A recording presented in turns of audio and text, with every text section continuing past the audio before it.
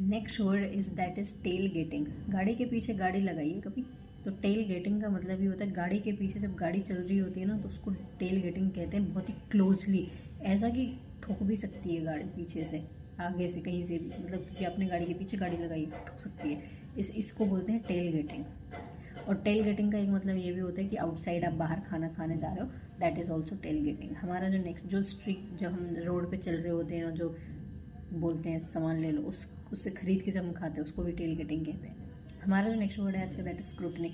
Scrutiny का मतलब होता है एक तरीके की जांच, ठीक है। सो हम कह सकते हैं एक, इसके लिए हम कह सकते हैं प्रोब कह सकते हैं, इंस्पेक्शन कह सकते हैं, एग्जामिनेशन कह सकते हैं, इन्वेस्टिगेशन कह सकते हैं, स्टडी कह सकते हैं, स्क्रीनिंग कह सकते हैं, स्कैनिंग कह सकते हैं। हम इसके लिए एक तरीके की खोज कर रहे हैं हम तो सर्च कह सकते हैं, रिसर्च कह सकते हैं।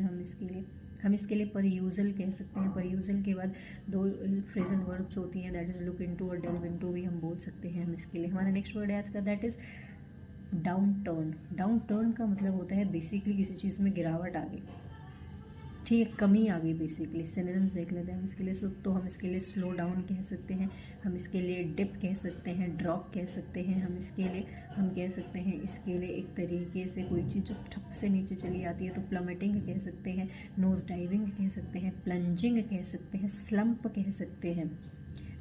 कोई चीज़, किसी चीज़ में कमी आ गई, ठीक है, हमारा डिक्लाइन हो गई कोई चीज़, रिड्यूसिंग कह सकते हैं, डिमिनिशिंग कह सकते हैं हम इसके लिए।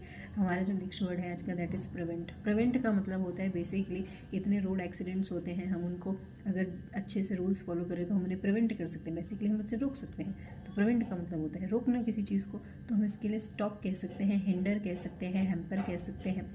हम इसके लिए ऑब्स्ट्रक्ट कह सकते हैं, इम्पीड कह सकते हैं, इनहिबिट कह सकते हैं, प्रोहिबिट कह सकते हैं, चेक कह सकते हैं, कंटेन कह सकते हैं, कर्ब कह सकते हैं, कंट्रोल कह सकते हैं। हम इसके लिए थ्वाट कह सकते हैं, थ्रॉटल कह सकते हैं, स्टिमी कह सकते हैं। हम इसके लिए रिस्ट्रेन कह सकते हैं, कंस्ट्रेन कह सकते हैं, प्रिक्ल्यूड कह सकते हैं, ऑब्विएट कह सकते हैं, इंटरसेप्ट कह सकते हैं हम इसके लिए।